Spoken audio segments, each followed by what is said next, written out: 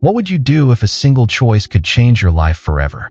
Picture this. You're racing against time, your future hanging by a thread, when you spot a frail, elderly man, lost and trembling on a chilly street corner. That's exactly where Ethan Carter found himself one crisp November morning.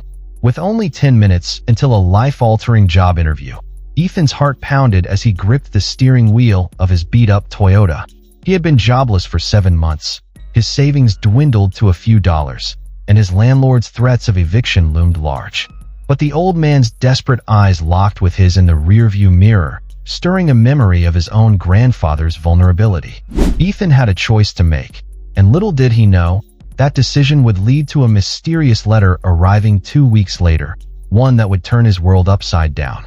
Welcome to Daily Narrated Stories, where we bring you tales that inspire and uplift. Stick around to see how Ethan's act of kindness unfolds. Now, put yourself in Ethan's shoes. You're 10 minutes from the interview that could save you from financial ruin. But this elderly man clearly needs help. What would you do? Comment below with your choice. Option 1. Keep driving to make the interview on time. Or Option 2. Stop to help the man, even if it means missing your chance. We'd love to hear your thoughts. And if you're new here, don't forget to like and subscribe to Daily Narrated Stories for more heartwarming tales. The traffic light flicked to green, and Ethan pressed the accelerator, his mind racing faster than his car. He was 3 blocks away from Harper Financial, where a junior accountant position awaited, the kind of job that could pull him out of the hole he'd been in for months. His fridge was a sad sight, a jar of mustard, a wilted lettuce leaf, and a carton of milk past its prime. The suit he wore, a hand-me-down from his late father, hung loosely on his frame, a constant reminder of the man who'd always told him, "Do the right thing, son, even when it's hard." Ethan whispered to himself, "I can't mess this up. I need this job." His palms were slick with sweat, slipping on the steering wheel as he navigated the busy morning traffic. The city buzzed around him, horns blaring, pedestrians weaving through crosswalks, but inside the car, it was just him and the weight of his desperation. He glanced at the dashboard clock. 9:50 a.m., 10 minutes to go. His heart thudded in his chest, each beat a reminder of the stakes. He'd spent the last 7 months sending out hundreds of applications, facing rejection after rejection, and now, finally, a chance. Harper Financial wasn't just a job, it was a lifeline. But then he saw him, a frail elderly man standing on the sidewalk, his thin coat flapping in the biting November wind. The man clutched a crumpled piece of paper, his other hand trembling on a polished wooden cane. He kept glancing at the paper, then at the street signs, his face etched with confusion and a flicker of fear. Ethan slowed his car, his heart sinking. Someone else will help him, he thought. Someone with more time, someone who isn't 12 minutes away from a make-or-break moment. But as he drove past, he caught the man's eyes in his side mirror, wide, pleading, and hauntingly familiar. They reminded him of his grandfather, who'd once gotten lost in a parking lot years ago, calling out for help Ethan never reached in time. The memory hit him like a punch to the gut, a wave of guilt and regret washing over him. He could still hear his grandfather's voice, frail and panicked, echoing in his mind. "Ethan, where are you? I don't know where I am." That day, Ethan had been too late, stuck in traffic, unable to get there before a stranger found him.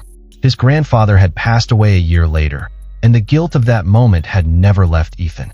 It clung to him like a shadow, whispering that he'd failed the one person who'd always believed in him. Now, as he watched the elderly man on the sidewalk, that shadow grew darker. Ethan's foot hovered over the gas pedal, torn between the past and the present. The clock ticked to 9:51 a.m., 9 minutes until the interview. He could still make it if he kept driving. But those eyes, they held the same fear, the same vulnerability. Ethan's throat tightened, his breath coming in shallow bursts. He thought of his father's words again. "Do the right thing, son." But what was the right thing? Saving himself, or saving this stranger? The city seemed to close in around him, the noise of the traffic fading into a dull roar as his thoughts spiraled. He imagined walking into Harper Financial, shaking Ms. Larson's hand, proving he was worth the chance. But then he imagined the elderly man wandering the streets, lost and alone, the November wind cutting through his thin coat. What if no one else stopped? What if he fell? Or worse? Damn it. Ethan muttered, his voice cracking as he pulled over to the curb. He couldn't drive away, not this time. His hands shook as he turned off the engine, the car's faint hum replaced by the sound of his own ragged breathing. Stepping out of his car, the cold air stung his face, biting at his cheeks as he approached the man. The sidewalk was slick with a thin layer of frost, and Ethan's dress shoes, polished to a shine for the interview, slipped slightly as he walked. "Excuse me, sir. Do you need help?" he asked, his voice softer than he intended, almost drowned out by the wind. The old man looked up, his weathered face softening with relief. "Oh, thank heavens," he said, his voice quivering like a leaf in the breeze. "I'm trying to get to my son's house, but I can't find the street. Everything looks so different now." Ethan gently took the paper from the man's shaking hands, the edges of the paper worn and creased from being handled too many times. The address was legible, but on the opposite side of town, a 20-minute drive at least, maybe more with traffic. Ethan glanced at his watch. 9:52 a.m., 8 minutes until the interview. If he left now, he might just make it. But if he helped this man, he'd miss it for sure. His stomach twisted with anxiety, a cold sweat breaking out on his forehead. He thought of his empty apartment, the eviction notice taped to his door, the way his father's suit smelled faintly of mothballs, a scent that reminded him of everything he'd lost. The weight of his decision pressed down on him, heavy and suffocating. He could feel his future slipping away, each second ticking by like a hammer striking a nail into his hopes. But then he looked at the man again, really looked at him. His coat was threadbare, the collar frayed, and his hands were red from the cold, the knuckles gnarled with age. Ethan's heart ached. He couldn't leave him here. "My name's Ethan," he said, forcing a smile despite the storm inside him. "What's yours, sir?" "Henry. Henry Marshall," the man replied, his tone warm despite his obvious distress. His voice had a gentle lilt, the kind that suggested a life spent telling stories or reading aloud. Ethan glanced at his watch again. 9:53 a.m., 7 minutes to the interview. His mind raced, calculating the odds. If he drove fast, maybe he could drop Henry off and still make it. But deep down, he knew that was a lie. The address was too far, and the morning traffic was a beast. He'd have to choose. Ethan took a deep breath, the cold air burning his lungs as he made his decision. "Mr. Marshall, I'll drive you to your son's house," he said, his voice steady despite the chaos in his chest. "It's not safe for you to be out here alone." Henry's face lit up, his eyes crinkling with gratitude, a small spark of hope in their depths. "You do that for me? I don't want to trouble you," he said, his voice trembling with a mix of relief and guilt. "It's no trouble," Ethan lied, his chest tightening as he helped Henry to the passenger seat. He moved slowly, ensuring Henry was comfortable, adjusting the seatbelt with care. The old man's hands shook as he gripped the cane, and Ethan noticed a small, faded tattoo on his wrist, a tiny anchor, the ink blurred with age. It made Henry feel more real, more human, and Ethan's resolve hardened. He closed the door gently, the click of the latch sounding final, like a door closing on his own future. As Ethan walked around to the driver's side, the wind whipped at his suit jacket, the fabric flapping against his legs. He pulled out his phone with trembling fingers, the screen cold against his skin, and dialed Harper Financial. His heart pounded in his ears, each ring stretching into eternity. "Hello, this is Ethan Carter. I have an interview with Ms. Larson at 10, but I'm helping a lost elderly man and won't make it on time," he said, his voice barely above a whisper, each word tasting like defeat. The receptionist's response was polite but firm. Ms. Larson's schedule was packed, and they'd move forward with other candidates. Ethan hung up, his heart sinking like a stone in a deep, dark well. He'd just thrown away his best shot at stability. The phone slipped from his hand, landing on the driver's seat with a soft thud, and he stared at it for a moment, the screen glowing with the time, 9:55 a.m. 5 minutes left. He could still turn back, drop Henry off quickly, maybe beg Ms. Larson for a second chance, but he knew it was over. Harper Financial didn't wait for latecomers, and Ethan was now one of them. Forcing a smile for Henry's sake, he slid into the driver's seat, the leather creaking under his weight. "All set, Mr. Marshall. Let's get you to your son's place," he said, his voice hollow. Henry tilted his head, his sharp eyes catching the flicker of despair on Ethan's face. "Is everything okay, young man?" he asked, his tone gentle but probing. "Everything's fine, sir. Don't worry," Ethan replied, though his voice betrayed a hint of strain, cracking on the last word. He turned the key in the ignition, the engine sputtering to life with a reluctant groan, and pulled back into traffic, the city unfolding around them in a blur of gray and noise. As they drove across town, Henry began to share pieces of his life, his voice a soft counterpoint to the chaos outside. He'd been a librarian for 45 years, a man who loved books more than anything except his late wife, who'd passed 3 years ago. Her name was Margaret, Henry said, his eyes distant as he spoke. She loved roses. We had a garden full of them, red ones, pink ones, even a few yellow ones. She called her sunshine blooms. After she passed, I couldn't bring myself to tend to them anymore. They withered, just like I did. Ethan listened, his heart aching at the quiet grief in Henry's words. He'd moved to the city to be closer to his son, but the bustling streets overwhelmed him. "Everything looks the same to me now," Henry admitted, his voice tinged with sadness, his fingers tracing the handle of his cane as if it were a lifeline. "I used to know every corner of my old town, but here, it's like a maze I can't solve." Ethan nodded, his thoughts drifting to his grandfather again. He'd struggled with the same disorientation before moving in with Ethan's family, often getting lost on simple errands. Ethan remembered the day his grandfather had wandered off during a family picnic, his absence unnoticed until hours later. They'd found him sitting on a park bench, miles away, his face pale and his hands shaking. "I just wanted to find the ice cream truck," he'd said, his voice small. That memory, and the guilt it carried, solidified Ethan's resolve. He'd made the right choice, even if it cost him everything. He couldn't let another person suffer the way his grandfather had, not when he had the power to help. The drive took longer than expected, the traffic snarling at every turn. Ethan's fingers tightened on the steering wheel, his knuckles white as he glanced at the clock. 10:15 a.m. The interview was long over. He imagined Ms. Larson shaking her head, crossing his name off her list, moving on to the next candidate. His stomach churned, a bitter taste rising in his throat. He'd had one shot, and he'd blown it, for a stranger. But as he looked at Henry, who was gazing out the window with a small, grateful smile, Ethan felt a flicker of peace. Some things were worth more than a paycheck. After 25 minutes, they pulled up to the address, a modest house with a small front yard, the grass patchy but well-loved.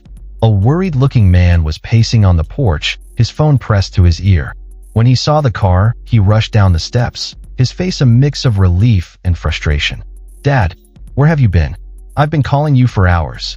Henry smiled as Ethan helped him out of the car, his movements slow and careful. "This kind young man helped me, David. I got a bit lost," Henry said, his voice warm. David hugged his father tightly, his shoulders sagging with relief, then turned to Ethan. "Thank you so much for bringing him home. He's not supposed to go out alone, but he's so stubborn," David said, his voice thick with emotion. "I'm just glad I could help," Ethan replied, his voice heavy with the weight of his own reality, the words feeling like lead on his tongue. David offered him money for gas, pulling a few crumpled bills from his pocket, but Ethan waved it off, his smile tight. "Really, it's no trouble," he said, though his bank account screamed otherwise. He could feel the emptiness of his wallet in his pocket, a constant reminder of his dwindling resources. As he drove away, the reality of his situation crashed over him like a tidal wave, cold and unrelenting. He'd missed the interview. His phone buzzed with 4 missed calls from his landlord, each one a dagger in his chest, a reminder of the rent he couldn't pay. His car sputtered on its last drops of gas, the fuel gauge needle hovering on empty, and his wallet held a crumpled $20 bill, his entire fortune. He pulled over a few blocks away, his hands shaking as he gripped the steering wheel, his breath coming in short, ragged gasps. What had he done? He'd thrown away his future for a stranger, and now he was left with nothing. No job, no hope, no way out. Ethan rested his forehead against the steering wheel, the cool leather grounding him as tears burned at the corners of his eyes. He thought of his father, the man who'd worn this suit with pride, who'd taught him to always do the right thing. "I hope I made you proud, Dad," he whispered, his voice breaking.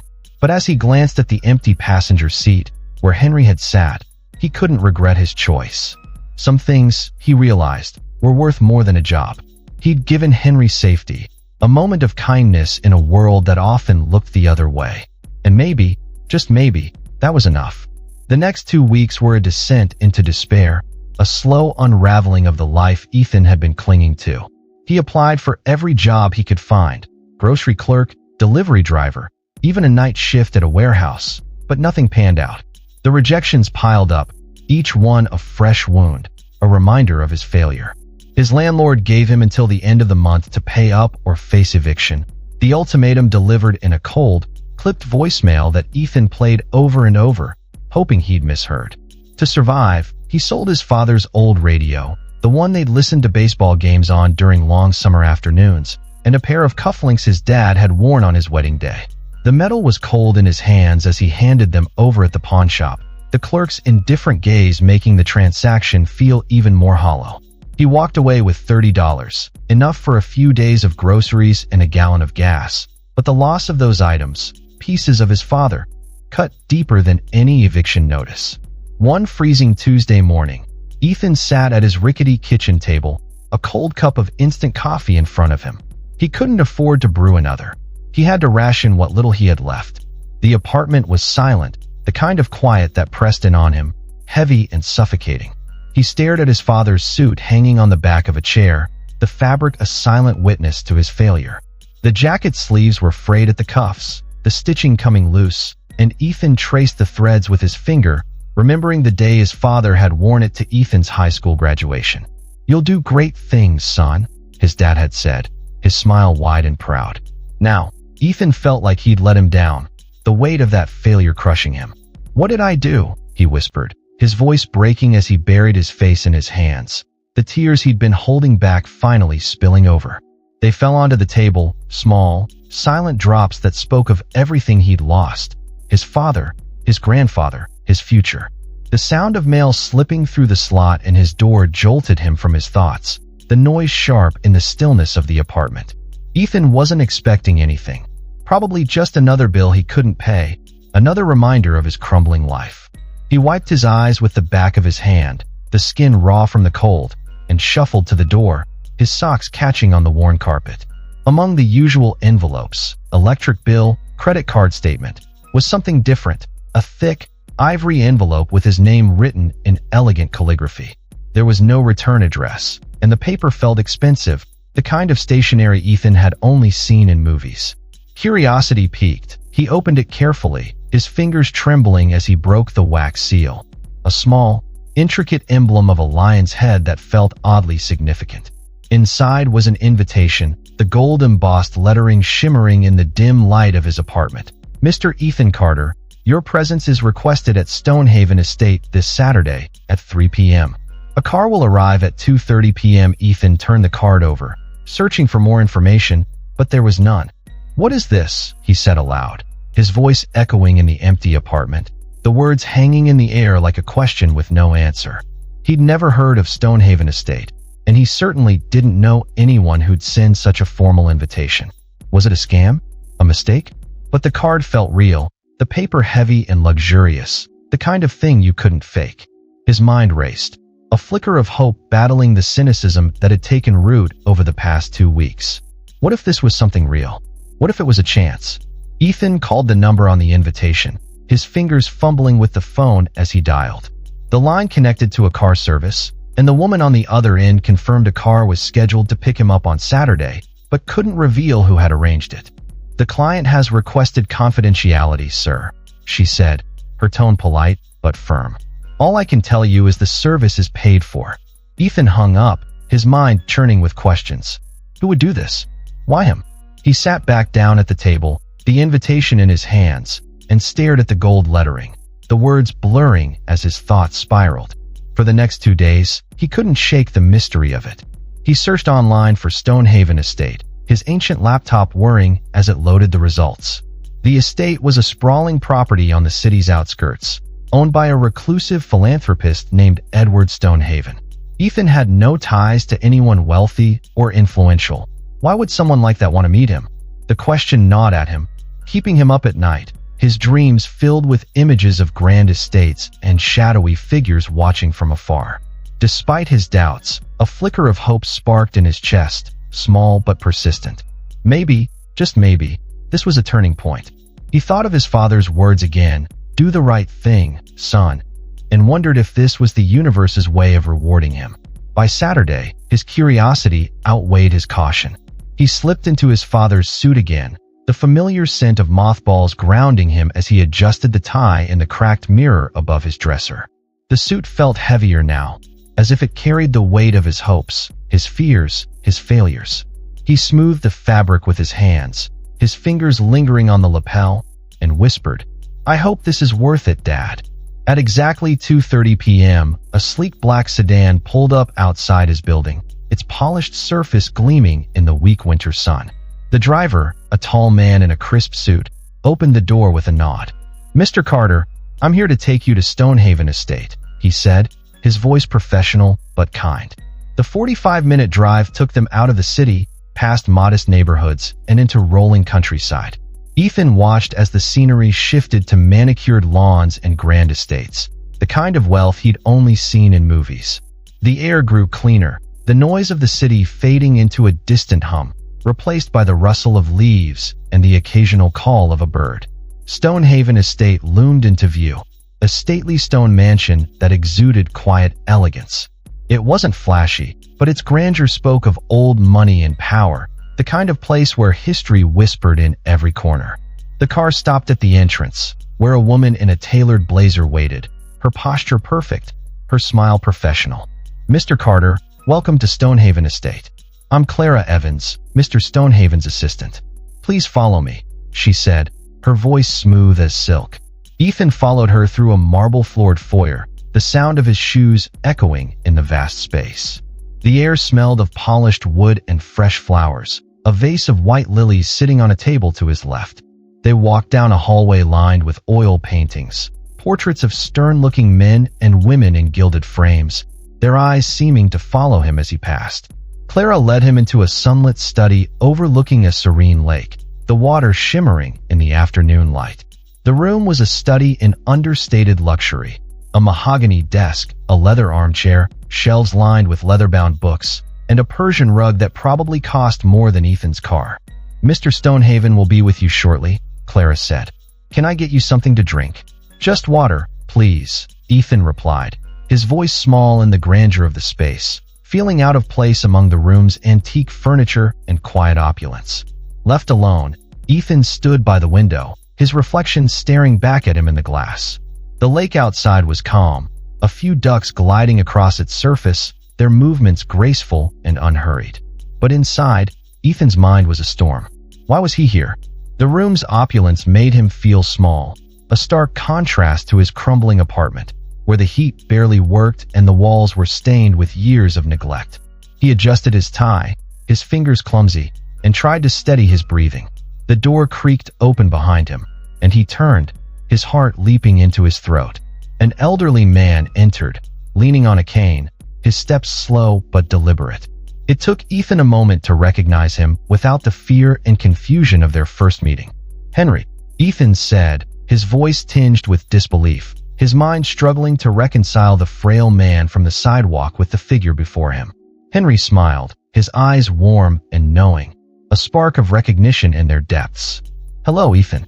Thank you for coming," he said, his voice steady now, carrying a quiet authority. Ethan blinked, trying to make sense of it all, his thoughts a tangled mess. "I don't understand. You're Mr. Stonehaven?" he asked, his voice barely above a whisper. Henry nodded, gesturing for Ethan to sit in the leather armchair across from him. "Edward Henry Stonehaven, though most people call me Henry these days," he said, settling into his own chair with a small sigh, his cane resting against the armrest. Ethan sat, his mind reeling, the pieces of the puzzle slowly coming together. The lost elderly man he'd helped was the owner of this estate, a man of wealth and influence, a man who could change Ethan's life with a single word. "You seemed so different that day," Ethan said carefully, his voice cautious as he studied Henry's face. Henry chuckled, his eyes crinkling with amusement, a warmth in his expression that hadn't been there on the sidewalk. "I was genuinely lost," he admitted, his tone light but tinged with self-deprecation. "I don't drive anymore, and my son David was supposed to pick me up for a doctor's visit, but he got held up at work. I decided to find my way home. Foolish, I know. I thought I could manage, but the city, it's changed so much since I was a young man. I got turned around, and before I knew it, I was miles from where I needed to be. Ethan nodded, the memory of that day vivid in his mind. The cold, the confusion, the fear in Henry's eyes. So you really did need help, he said, more to himself than to Henry, the realization settling over him like a warm blanket. Very much so, Henry replied, his gaze steady, his voice carrying a weight that hadn't been there before. And you gave it, even though I now know what it cost you. Ethan shifted uncomfortably, his cheeks flushing with a mix of embarrassment and gratitude. How do you know about that? He asked, his voice small, his hands clasped tightly in his lap. Henry leaned forward, his expression softening, a fatherly warmth in his eyes. David told me you were on your way to something important. When I pressed, you mentioned the interview. I could see how much it meant to you. Your face, your voice, the way you kept checking the time. My son did some digging. He found out about your situation. We wanted to thank you properly. Ethan's throat tightened, a mix of emotions swirling inside him. Confusion, embarrassment, and a flicker of hope he hadn't felt in weeks. He hadn't helped Henry for a reward. He'd done it because it was right, because he couldn't bear to see another person suffer the way his grandfather had. That wasn't necessary, sir, he said, his voice thick with emotion. Anyone would have done the same. Henry shook his head, his expression firm, his eyes sharp despite his age. No, Ethan, not anyone, he said, his voice steady, each word deliberate. That's why I wanted to see you again. He reached for a leather folder on the table beside him, the leather creaking softly as he opened it, revealing a stack of documents inside. Before I retired, I founded Stonehaven Enterprises, one of the largest investment firms in the country, he said, his tone matter-of-fact but proud. Ethan's eyes widened, the name clicking into place. Stonehaven Enterprises, they owned Harper Financial, the company he'd been interviewing with. They do, Henry confirmed with a nod, a small smile tugging at his lips. Harper is one of our subsidiaries. When David told me about you, I made some calls.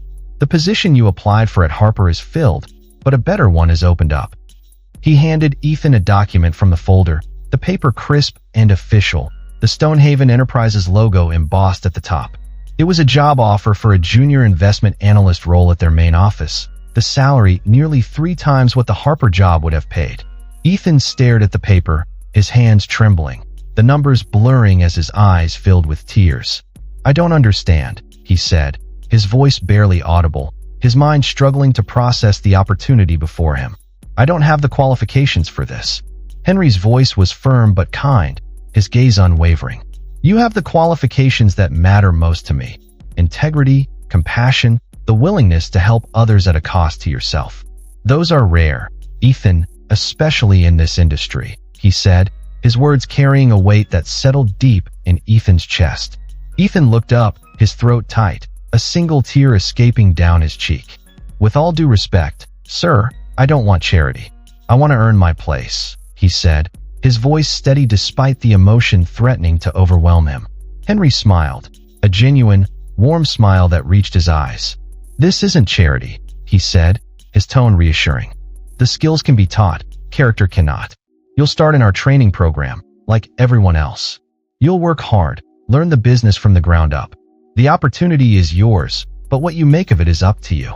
Ethan read the offer again, his hands trembling, the words swimming on the page.